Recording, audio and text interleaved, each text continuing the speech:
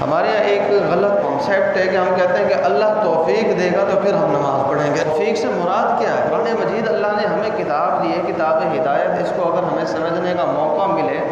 تو اللہ نے واضح الفاظ کے اندر 750 مرتبہ جب فرما دیا کہ یہ کام کرنا ہے کرنا ہے کرنا ہے، کیوں نہیں کرنا؟ کیوں ہم نماز کو جو ہے وہ فوقیت نہیں دیتے؟ آنکھ کے اندر اگر کچرا پھنس جاتا ہے نا تو فوری ہماری کوشش یہ ہوتی ہے اس کچرے کو نکالا جائے، اس لیے کہ آنکھوں کے اندر تکلیف ہو رہی ہے، رہنا مشکل ہے، سانس لینا دشوار ہے، پورا جسم جو ہے تکلیف کے اندر ہے۔ اور اگر خود سے نہ نکلے تو پھر ہم کسی ڈاکٹر کے پاس جاتے ہیں یا کسی ایسے شخص کو بولتے ہیں جس سے ہماری امید ہوتی ہے، اور اگر وہ آنکھ کے کچرے کو دور کر دیں تو پھر ہمارے دل سے جو اس کے لیے دعا نکلتی ہے وہ کیا ہوتی ہے، اس کی کیفیت کیا ہوتی ہے۔ اسی طرح سرکار دو عالم صلی اللہ علیہ وسلم کی آنکھوں کی مثال بھی ایسے ہی مبارک کہ جو نماز پڑھتا ہے وہ گویا نماز اپنے لیے بھی پڑھتا ہے اور سرکار دو عالم صلی اللہ علیہ وسلم کی آنکھوں کو راحت پہنچاتا ہے، اس لیے کہ سرکار نے خود فرمایا کہ نماز میری آنکھوں کی کیا ہے؟ ٹھنڈک ہے، نماز میری آنکھوں کی راحت۔ جو نماز نہیں پڑھتا گویا وہ سرکار دو عالم صلی اللہ علیہ وسلم کو تکلیف پہنچا رہا ہے، اس کی نظر میں سرکار کی کوئی اہمیت نہیں ہے معذل کہ سرکار نے اتنی مرتبہ نماز کی تاکید کا حکم دیا لیکن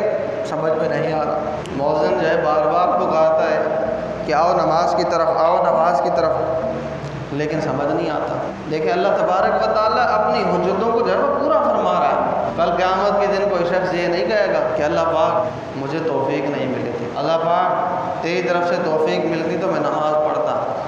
بلکہ اللہ تبارک و تعالیٰ فرمائے گا کہ دن میں 5 مرتبہ تیرے تک اذان کی آواز پہنچتی تھی،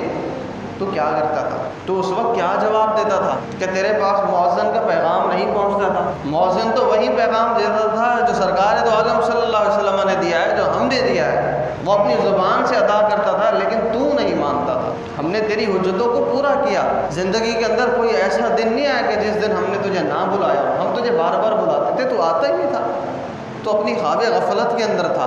لہٰذا تیرے پر حجتیں پوری ہو گئی ہیں، اب تیرا کوئی بہانہ نہیں چلے گا، لہٰذا جو کر کے آیا ہے اس کا عذاب ہوگا، پھر عذاب کی جانب لوٹا دیا جائے گا۔ یوم تقلب وجوہہم فی النار یقولون یا لیتنا اطعنا اللہ واطعنا الرسول، کہ اللہ پاک قرآن پاک میں فرماتا ہے کہ کچھ لوگ قیامت کے دن ایسے ہوں گے کہ جن کو پاؤں سے گھسیٹ کر منہ ان کا زمین کی طرف ہوگا، پاؤں اوپر کی طرف ہوں گے اور ان کو گھسیٹ کر جہنم کی طرف لے جایا جائے گا۔ پھر فرمایا یقولون یا لیتنا اطعنا اللہ واطعنا الرسول، اور ان کے زبانوں سے صرف اور صرف یہ الفاظ نکل رہا ہو کاش ہم نے اللہ اور اللہ کے رسول کی اطاعت کی ہوتی دنیا کے اندر۔ اگر کل قیامت کے دن یہ عذر پیش کریں کہ اللہ ہمیں توفیق نہیں ہوئی تھی تو اللہ تبارک و تعالیٰ اس چیز سے منع فرماتا ہے، کہے گا نہیں توفیق دی تھی، پیدا ہوا تھا، اذان تیرے کانوں کے اندر آئی تھی، سو رہا تھا تو مؤذن کو میں نے کہا اذان چینج کر، الصلاۃ خیر من النوم، دن کے اندر وہ اذان دیتا تھا، اس کی اذان کا طریقہ ایک تھا، لیکن جب تو نیند کے اندر تھا میں نے مؤذن کو حکم دیا کہ تو اب اپنی اذان کو جو ہے وہ چینج کر لے، الصلاۃ خیر من النوم، کہ نماز جو ہے وہ نیند سے بہتر ہے۔ مؤذن بار بار بلاتا تھا تو نہیں آیا، تو اپنا وقت جو ہے وہ گزار چکا ہے، اب کچھ نہیں ہو سکتا، آئیے